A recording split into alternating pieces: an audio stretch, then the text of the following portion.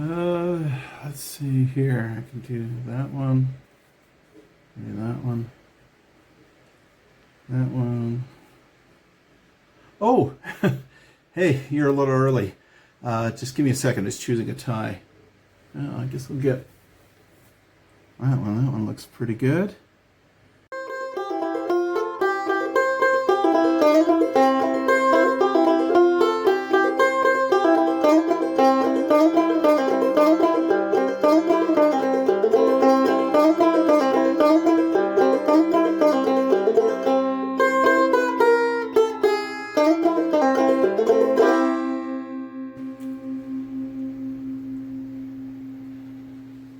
All right, that looks good. Okay, well, welcome to Seminary. I'm glad you could join me one last time for a YouTube lesson. Of course, you're not here with me, but there's one guy who is. Hey. That guy. Okay, well, just a couple of reminders. Make sure you update your reading. It looks like you've all been putting stuff in there, so just make sure as you read the scriptures over the summer, update your reading so that it's up to date. And especially make sure that whatever you've done so far is in before the end of the week, because that's it, we're done. Also, hand in any makeup work, or if you've got a couple of attendance points that you're missing, go ahead, review some of the YouTube videos that maybe you missed, and I'll count that as an attendance day. But make sure you do it before the end of the week, because again, seminary's over. So speaking of the week, on Tuesday it'll be another Zoom lesson, and then on Wednesday it'll be your final Canvas lesson. I'm sure you're excited for that. And then Thursday will be the final Zoom lesson. Friday, I think it's free parking. So basically I'm just going to mark you all here in the attendance and we'll call it a day. Okay? And that's it. Done until September. So I know that most of you are going to just turn off this video the minute I say question 3. And I know that most of you are hitting that little 10-second fast forward until you think I'm saying something important. So just if you want to hold on just a second, I'll say my farewell at the beginning of the lesson. So I'd like to thank you guys for putting up with us. We're trying to do seminary as best we can in these weird times. I know some of you responded well to these YouTube videos. Some of you didn't.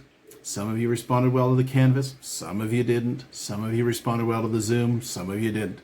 So we were trying to kind of, corral all of you in some way. But the one thing I think we can all agree is that we're really miserable at early morning seminary. So we're looking forward to that in the in the fall so that we can all be equally miserable and sleepy. I'm joking there, okay? I really do like seminary. I'm sure some of you do too.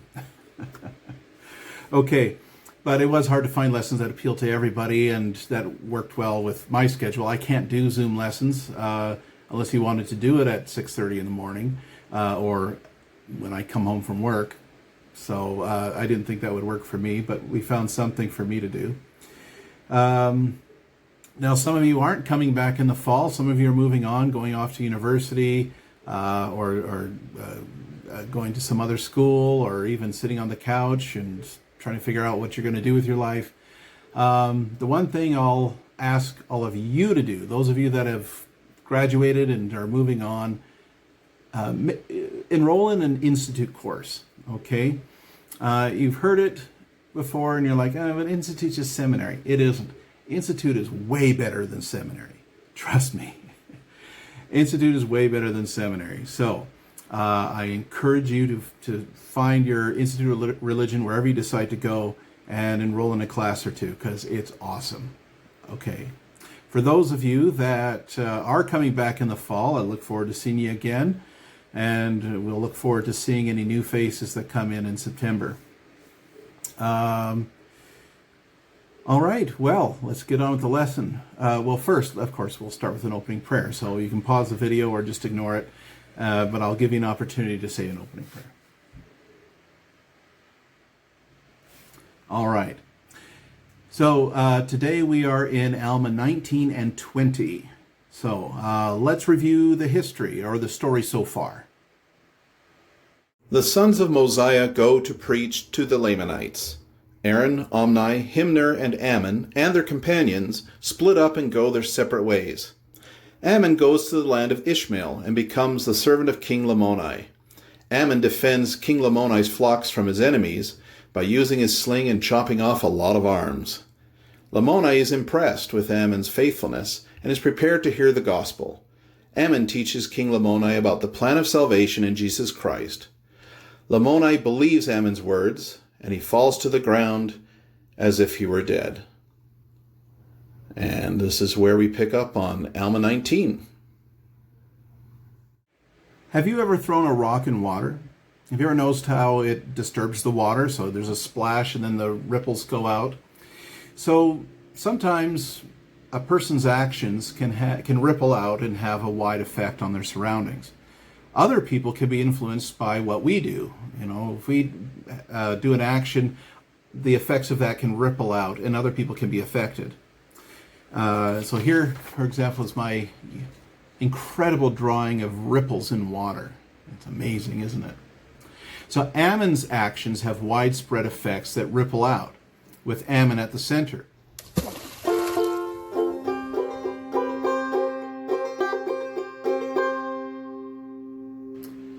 And the first person Ammon teaches is King Lamoni.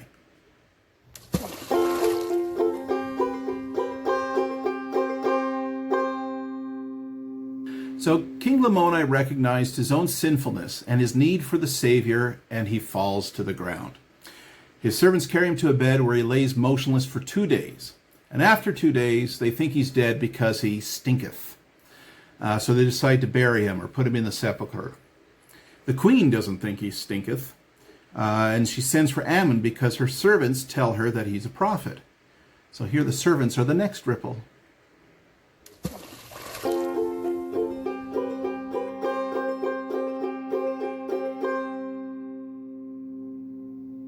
So Ammon responds to the queen's request to see him. He comes over and he seems to still have the power to read thoughts or perceive the thoughts of others. And these thoughts seem to be less obvious than the ones that we saw in chapter 18. He seems to be able to actually perceive what's going on in Lamoni's head while he's asleep, and that the Lord is working on him. So Ammon tells the queen, don't let them bury Lamoni. He's not dead. He'll rise tomorrow. We also learn that the queen loves her husband, that she trusts Ammon, and that she has great faith, more than any faith of the Nephites. And we can add the queen to the next ripple.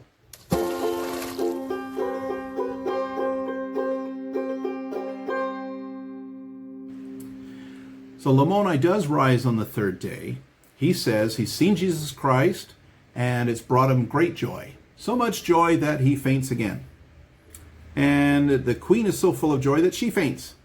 And then Ammon is so full of joy that he faints. And then the servants surrounding them pray to God, get full of joy, and they faint. Now watching all this is a Lamanite woman named Abish. Now Abish was converted to the gospel years ago because of some miraculous vision her father had. Now we don't know what this vision is. We don't know who her father is. It'd be really nice to know, but we don't seem to have those details in the Book of Mormon. Someday, maybe we'll find out. Anyway, Abish is so excited. She's like, oh, this is great. Everyone's going to see the power of God here. So she runs around telling everyone, getting anyone that will listen to her, hey, come see this. God's at work. You know, you got to see what's going on. And so she goes around telling everyone, and a big crowd gathers around this pile of unconscious bodies of King Lamoni and the queen and everybody. So we add Abish to the next ripple.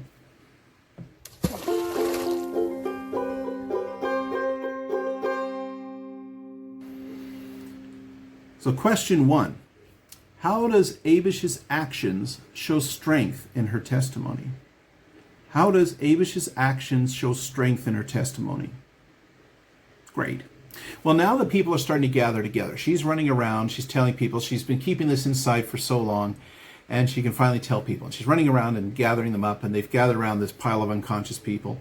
And in the crowd, there was the brother of one of these guys who were killed by Ammon, you know, when he was defending the flocks. And he's like, oh, great, Ammon's down on the ground. I can kill him now. So he goes over, takes his sword, and he's about to kill Ammon, and he's struck dead. And he's out. So everyone's unconscious except this one guy who's dead. Now, everyone starts arguing about what they're seeing here. So they see a Nephite laying down unconscious with their king, and they're going, what is this? Is he... So some people say he's from God, some people think he's a monster. Nobody knows, and everyone's starting to argue. So Abish is kind of upset about this now. She's like, this isn't exactly what I wanted to happen. And so she reaches out and she touches the queen, and the queen suddenly wakes up. Now, when the queen arises, how does she demonstrate that she received a testimony? I'm not going to give you the verse for this one. Go look for it. When the queen arises, how does she demonstrate that she received a testimony? All right, moving on. The queen then takes Lamoni's hand, and he rises. And he sees all the people arguing. He tells them to cut it out. So Lamoni starts to teach the people everything he's learned. Right there and then. He just wakes up, starts preaching to everyone. And many people believed. But some didn't. And those that didn't kind of stopped arguing and just kind of went their separate ways. But many of his people believed. And we can now add many Lamanites to the ripples.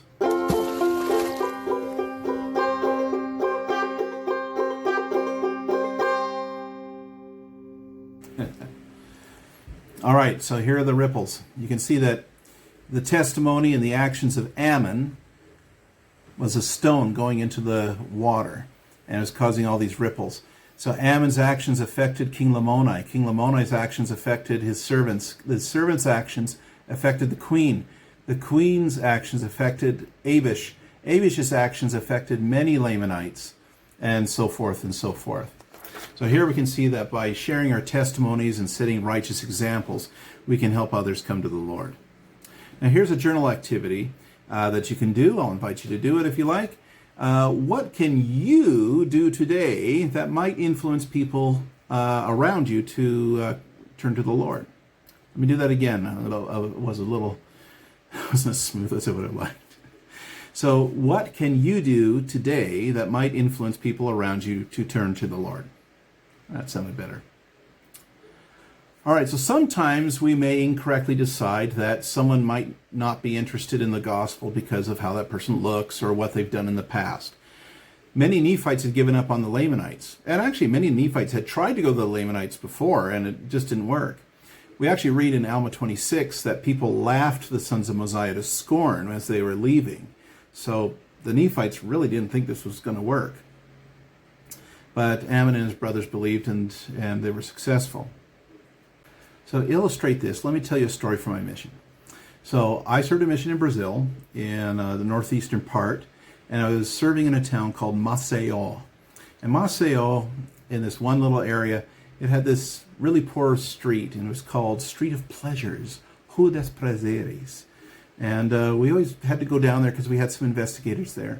And every time we went down that street, this teenage girl wearing like a bikini top or whatever would hang out her window and say in English, "Oh, I want to be Mormon." And she would yell it every time we went by, and we just go, "Oh, keep walking, keep walking, keep walking." Well, long story short, we end up making a contact with her brother, not realizing where he lived. And when we got to the address, we're like, "Oh, crap." It's this girl's house that usually yells out at us.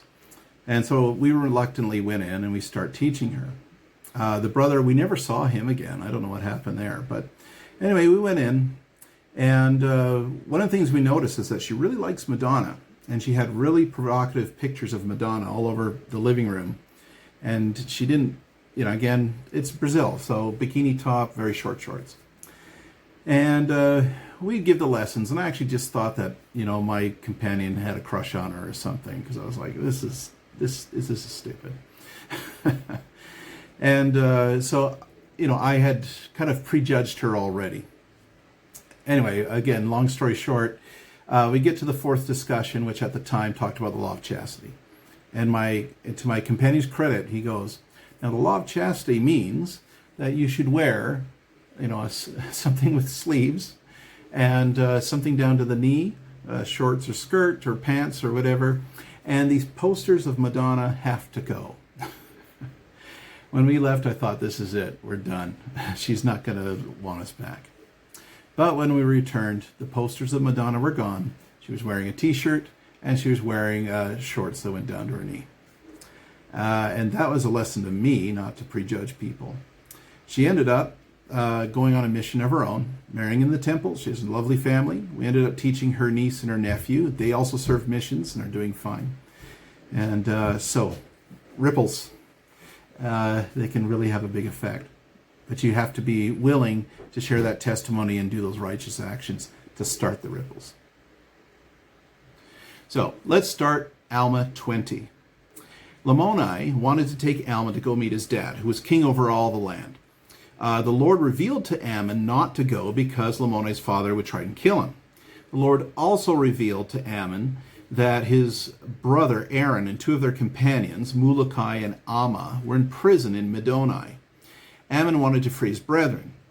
Lamoni wasn't sure, how did you know this? And then Ammon tells him, I received it by revelation. And so Lamoni decides to help Ammon free his brethren. So they hop in a chariot and they go off to the land of Middoni. On the way there, they meet Lamoni's dad anyway.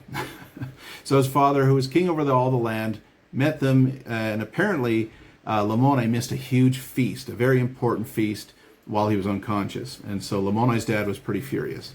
And he was even more furious to see that he was riding in a chariot with a Nephite.